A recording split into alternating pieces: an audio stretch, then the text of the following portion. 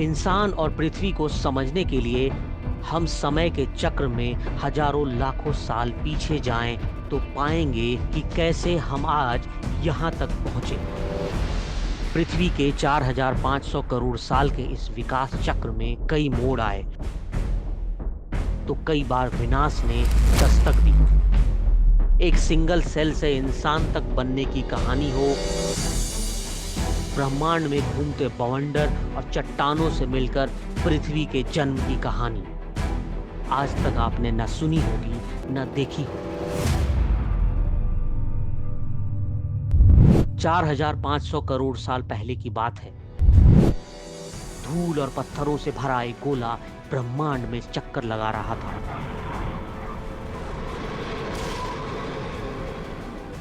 ये ना तो मंगल था, ना शुक्र और ना ही शनि।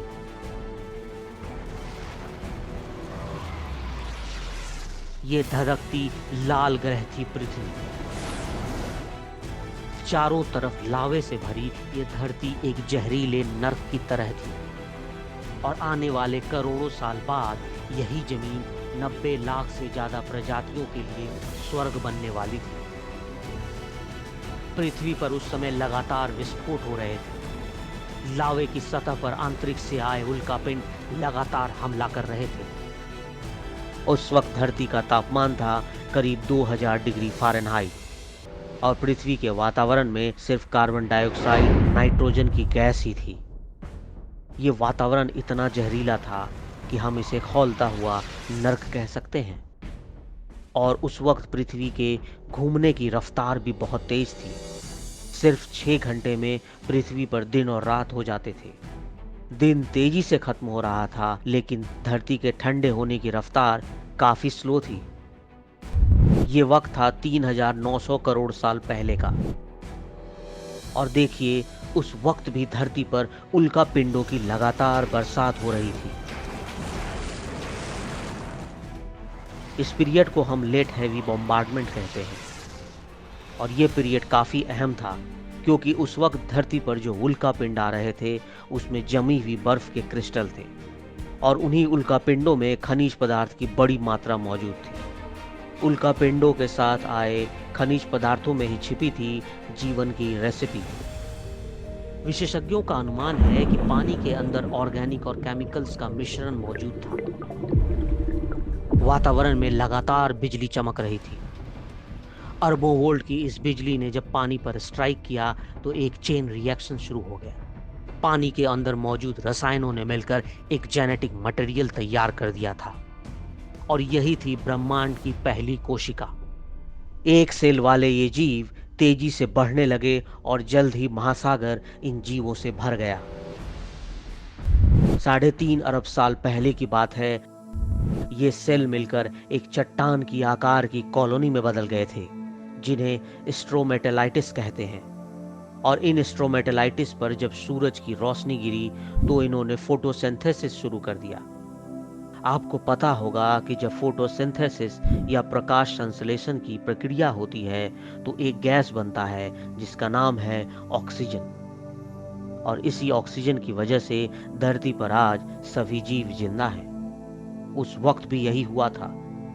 अगले 1.5 अरब साल तक वातावरण में ऑक्सीजन की मात्रा लगातार बढ़ने लगी और धरती का तापमान धीरे धीरे नीचे गिरता चला गया और धरती पर एक नए युग की शुरुआत हुई जिसे हम कहते हैं हिमयुग।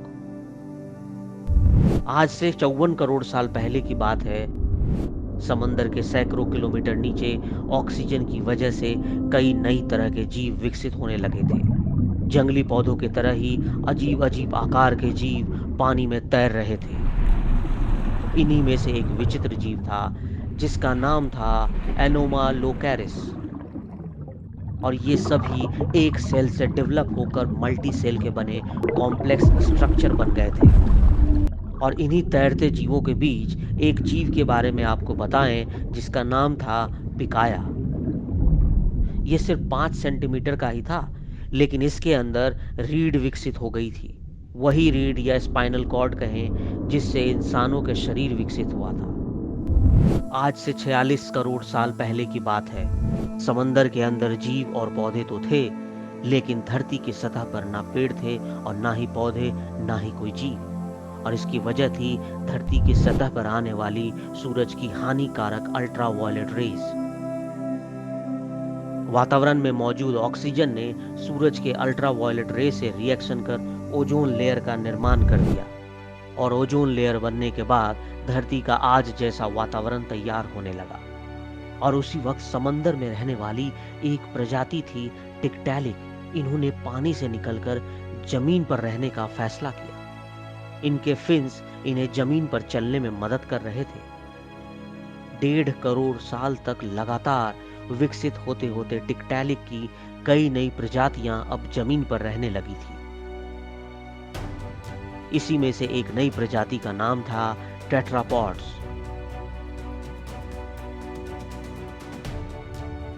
36 करोड़ साल पहले की बात है। टेट्रापॉड से ही चिड़ियां और दूसरे जानवरों ने धरती पर विकसित होना शुरू कर दिया था। और इन्हीं टेट्रापॉड से विकसित हुआ धरती का सबसे बड़ा जीव, जिसे हम कहते हैं डायनासोर। ये डायनासोर कुछ शाकाहारी थे तो कुछ मांसाहारी थे। इनका विशाल आकार था और इसकी वजह से ये दूसरे जीवों के लिए खतरा बन गए थे। करीब 14 करोड़ साल तक इन डायनासोरों ने धरती पर राज किया। डायनासोरों से दूसरे जीवों को खतरा था, तो उसी वक्त चूहे की आकार के कुछ मैमल्स का विकास हुआ, जो डायनासोर की तरह अंडे नहीं देते थे, वो बच्चे देते थे।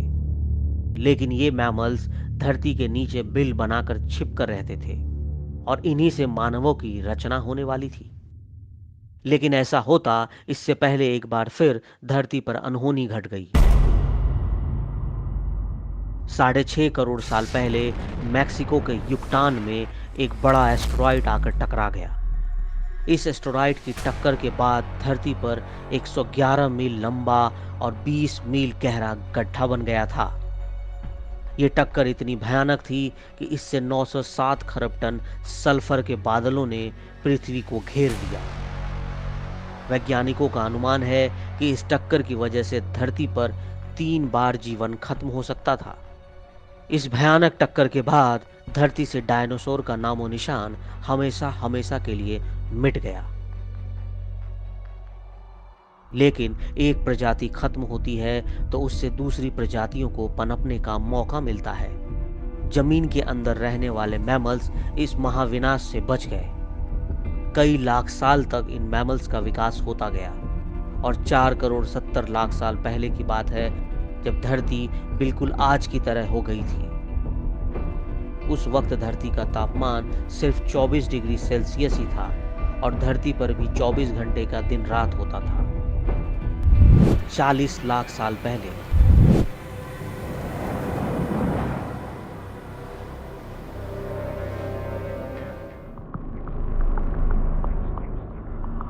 अफ्रीका महादेश के ईस्ट अफ्रीकन वैली में अब एप्स का विकास हो चला था। ये पेड़ों के ऊपर रहते थे और कभी जमीन पर नहीं आते थे। लेकिन वक्त का खेल देखिए कि अफ्रीका में भी मौसम बदला और वहां भी सूखा हो गया। नतीजन पेड़ों के ऊपर रहने वाले एप्स अब जमीन पर आने को मजबूर हो गए। इन एप्स ने अब 2 हाथों का इस्तेमाल करना शुरू कर दिया था। धीरे धीरे ये दोनों पैरों पर चलने लगे, और ये प्रजाति थी आर्डीफिटेकस रेमिडस।